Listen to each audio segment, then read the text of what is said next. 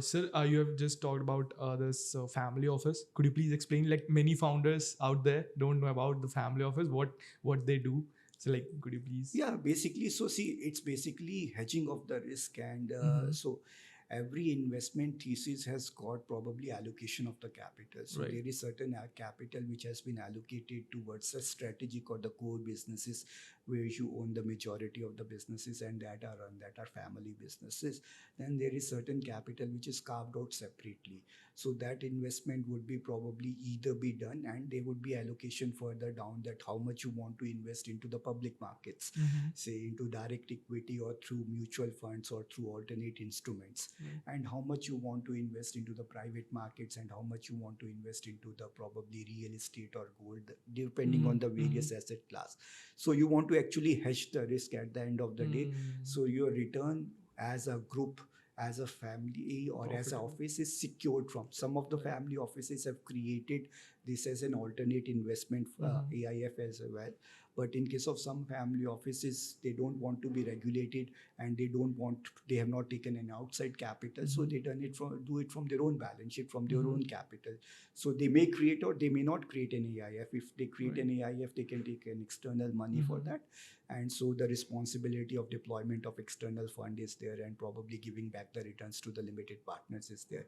But I think in today's world there are a lot of businesses which have created certain decent amount of wealth, and rather than putting all eggs in the basket, it is required for them to diversify. Mm-hmm. The people initially has not seen the returns which a private investment which could give, but after the exit of the Flipkart where the angel investors made a lot of Mm-hmm. money and after that multiple exits have happened, now the people actually know that if you invest into a private investment which is not Right. listed, it is a monetizable asset. Right. So I think it's not a paper asset, it's a monetizable asset, and you don't need to own the entire pineapple of it. Probably a part of it Mm-hmm. is okay. So I think so that mindset change is happening, and we are Mm-hmm. seeing a lot of that in tier 2, tier 3 towns.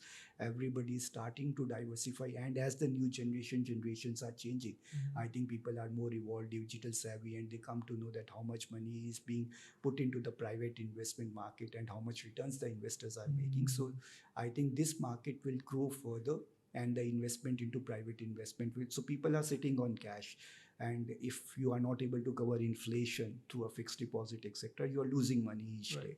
So I think this is one of the opportunity. You can start slow by investing with a probably as a limited partner with some Mm-hmm. fund, and where you have a direct conviction of your strategic business, you can do a direct investment, and then you can probably mix and match based on your risk Right. appetite what you want to do.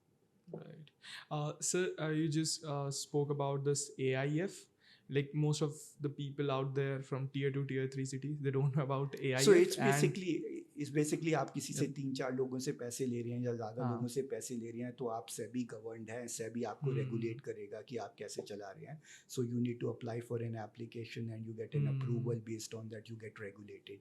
If you get regulated then you need to comply with all the norms etcetera, which is Mm-hmm. Good. Because as a limited partner वगैरह अगर आप बाहर से fund लेते हैं तो कभी insurance किसी सेक्टर का लगा हुआ है पैसे, किसी का बाहर का पैसा लगा हुआ है. Right. So at the end of the day, if you are a passive investor, you need to Mm-hmm. understand that where the money is going, where actually it is. Mm-hmm. And SEBI acts as a Mm-hmm. probably helping the investors to Mm-hmm. help on that nothing is going hanky panky on that stuff. So I think that is where AIF is, where you are not directly investing into a venture, Right. लेकिन उसके ऊपर आप किसी और को पैसा दे रहे हैं जहाँ पे फंड्स आपके बिहाफ पे इन्वेस्ट कर रहे हैं. And at some point in time, if you do a decent investment, funds also give you a co-investment right.